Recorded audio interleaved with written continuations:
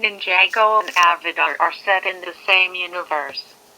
Now, I know that I sound crazy, but I think this might be true, even if not explicitly canon. My theory/headcanon is that Ninjago is set in a very different place, likely halfway across the globe from where Avatar takes place. Something like that. Culture over there evolved into what our world is like today, which is why Ninjago City looks much like any modern capital you might find in our world. They don't call bending bending, as those in Avatar do, and instead, they refer to one with elemental control as the master of said element. There can be only one master for each element at a time. A new form of bending has been discovered there, known to the people of Ninjago as Spinjitzu. Spinjitzu is a form of bending that grants the user the ability to create a miniature tornado of their mastered element around themselves, while also allowing them to travel at faster speeds than they naturally would. Here's what I think every character falls under: Kai fire bending, Coal earth bending, Jay lightning bending, Zane ice bending, Lloyd energy bending, Nile water bending, Sensei Wu energy bending. However, in the far off land of Ninjago, only few people can become benders, which is why Sensei Wu has taught nearly every bender in Ninjago. Benders in Ninjago can also reach a form similar to the Avatar form that they call the full potential form. Let's not forget what led me to this theory. Two of the characters in Avatar are named Wu. Here's my grand theory connecting the two shows. Madame Wu is the mother of Sensei Wu. Let me explain the theory I wrote. Madame Wu fell in love with a strange man in her prime. The man was surprisingly an outcast among people of the Earth Kingdom, as he talked of a new form of bending he claimed he created. Their relationship lasted long and they eventually married and had 3 children. The man always talked of leaving the Earth Kingdom and traveling to a far-off nation, but Madame Wu never wanted to leave her home. One day, the man mysteriously left the kingdom and took 2 of the 3 children with him. Madame Wu was heartbroken, but stood strong. She eventually raised the 3rd child to be the current king of the Earth Kingdom. However, that man she married was none other than Nolan Garmadon, the first master of Spinjitzu and the founder of Ninjago. He created the golden weapons to shape the land to his will. He raised those 2 boys to become 2 of the strongest warriors in the world. He named the eldest after the woman he loved, Wu, who would become the mentor to the masters of Spinjitzu. He named the younger Montgomery, who would later become known as Lord Garmadon in due time. With this, it's likely Ninjago takes place many years after Avatar, seeing as Madame Wu isn't dead or 100 years old by the time we meet her. Please remember this is just a theory and I'm more than likely to be entirely incorrect. I grew up with Ninjago, although I reject any of the new seasons. I've only recently been introduced to Avatar and don't know that much about it yet. SquarePants SpongeBob will eventually kill Mr. Krabs. Here's another theory for you about SpongeBob SquarePants. SpongeBob is eventually going to murder Mr. Krabs. We all know that SpongeBob is essentially a slave to Mr. Krabs. But in some episodes, we see him rebel against him, like when SpongeBob yelled at Mr. Krabs in the episode about Mr. Krabs' attempted date with Mrs. Puff. Or when SpongeBob shouted at Mr. Krabs about wanting to go to bed in the episode about the board game and buried treasure. Or when SpongeBob refused to beat up his best friend despite it being a command from Mr. Krabs in the episode about the fry cook games. And each time SpongeBob does this, he is slowly and in small amounts breaking his ties with Mr. Krabs. So, once SpongeBob is fully liberated from the control of Mr. Krabs, he will murder him as possibly an act of revenge. Thank you for reading. Morty, why the devil couldn't get a read on Rick. Hey there. Small theory here. In the Summer and Devil episode, the devil gets a read on everyone who enters his store and offers them a specific item to fit their needs. When Rick came in, the devil needed wonders, like when Rick said that he's a man of science, making the devil offer him the microscope. I think this is because the devil actually couldn't read as Rick because he was from another timeline. A few episodes before this, he and Morty switched timelines because of the Cronenberg incident. Godparents, fairies, or demons, or something similar. I am still not sure on this one, but well. Here goes. My idea is that fairies are demons who try and bring kids to sin and commit bad acts. Here's the proof. As Timmy grew older, his dad recorded everything that he did every day, and put it all on tape so they could watch it later. When he turned 8, Timmy's parents told a lie that made Timmy get stuck with the evil babysitter Vicky. Timmy also met Vicky's sister Tootie around this time, and she took an immediate liking to him. One day, after being tormented by Vicky, he threw his lucky magic 9 ball at the wall in frustration, and Cosmo and Wanda emerged when the toy broke. The two fairies became Timmy's fairy godparents, watching over him and granting wishes to make him less miserable. This was revealed in the movie Abracatastrophe. So Timmy gains his fairies by throwing a magic 8 ball at the wall. Very strange. The magic 8 ball is a form of fortune telling, right? Which is a sin according to the Bible. Fortune-telling divination is closely related to magic, which is commonly used to summon demons.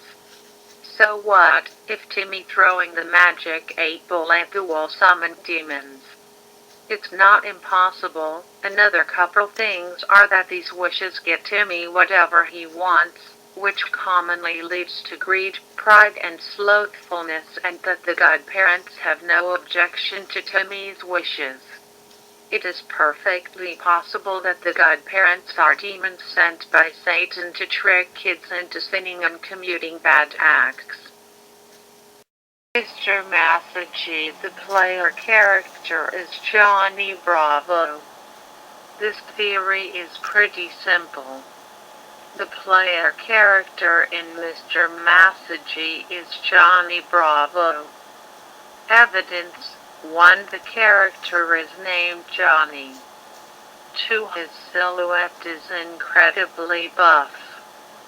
3. One of his phone profile options is "There's a handsome man in my phone." Oh wait, it's only me. 4. And most importantly, his potential dates are a werewolf, a ghost, an alien, a cow, etc. This fits right into Johnny Bravo's previous exploits of trying to hit on werewolves, antelope, gods, and various other creatures. Wonka and the Chocolate Factory, 1971. The children wrapped up their stories in ways inspired by classical Greek elements. I know it sounds like a stretch, but hear me out. I hope this hasn't been touched upon already. Earth Augustus Gloop. You might think this one would be watered due to the river, but it's commented that the river looks muddy, ergo earthen. Consider that Augustus is transferred to the fudge room, fudge being brown and therefore, in my opinion, indicative of the element earth. Water. Violet Beauregard. This one is a little more obvious. Violet chews some prototype gum that fills her up with liquid and turns her blue, representing water. fire veruca salt pretty hard to miss. She was a redhead with a fiery, caustic temper who, possibly, fell into a furnace. All signs point to fire. Air Mike Tavihi vanished into thin air and was transferred over airways to appear on television. I think it's safe to say this one pertains to air. THER Charlie Bucket, the element above all the others. This is briefly alluded to when Charlie and Grandpa Joe steal fizzy lifting drinks, perhaps as an additional allusion to Deadless. At the end of the film, Charlie, Wonka, and Grandpa Joe board the Wonkavator, rising above all like either species was enslaved by Metromans. Okay, let's put some facts here. During the intro we see both planets. They both were on the same solar system and both were of the same size. Therefore the abilities of Metroman were the product of his genes, not his ambient like Superman. This is reinforced by the fact that Megamind was able to give those abilities to someone else through a sample of Metroman's genes. So his whole species had those abilities even in his local solar system. Even from the beginning of his journey, Megamind's ship seemed to be of lesser quality compared to Metroman's ship. It flew better, it was more comfortable, and it had more accommodations, and both were quite similar. However, Megamind showed he was a genius. Since he was a baby after all, he even remembered the events of stuff that happened 8 days after he was born. So we can assume that just like Metroman, his superintelligence is a common trait for his whole race. So, if they all were so intelligent, why was his ship so badly constructed, and why was Metroman's much better? Simple. Metroman's species used his superior physical powers to enslave Megamind's species. They were the ones who built a spaceship for Metroman's parents. Megamind's parents probably knew their planet was going to be destroyed, so they decided to build their own ship. However, they didn't have the resources to build a good one because of their situation as an oppressed race, so they did the best they could with the materials at hand. He loves Raymond. Deborah is the real villain, and the show ended because of her. I know she's treated unfairly by Marie, but my theory is about Ray and Deb. She constantly bullies Ray, calls him names, calls him an idiot for everything, hits him, doesn't seem to really care for Ray, sends him out alone when she hears a noise downstairs while she stays in bed. Doesn't even flinch when he says he almost got killed at work. Only seems to care for him in the very final episode. Blames Ray for everything going wrong in the house. Constantly berates him for not helping out at home, even though he is working for the family. Immediately goes to blame him when one of the twins fails school by saying he should have read to him. Doesn't take any responsibility herself for the kid failing. Yes, I agree Ray should be more responsible, but it doesn't look like she does her part in taking care of the house based on what Marie says about the state of the house frequently. Is not a very pleasant person to be around, or not as nice as she thinks she is, based on how she does at her new job. Doesn't win school election, of course blames Ray again. Now, why I think they ended the show.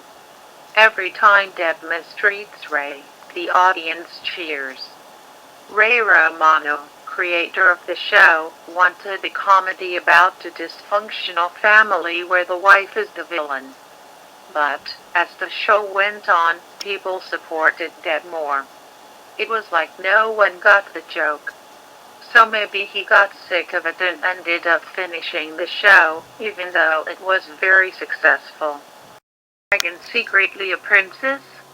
She has lipstick, eyelashes, and just gives off the vibe she was once a princess. She could have been sent away into the tower, as Princess Fiona is, and was waiting for her true love to save her and become the princess she is meant to be. She could have a curse that left her being transformed into a dragon, and she believes that Donkey is her savior. She may have the love towards Donkey straight away, because he speaks like a human, so it may have confused her into thinking Donkey was once also a prince and that he is the one there to save her. They kiss. She stays a dragon like Princess Fiona stays an ogre. A pup named Scooby-Doo. Daphne's father has mob connections. In the series, Daphne's father is shown to be extremely wealthy. However, how he made the wealth isn't clear.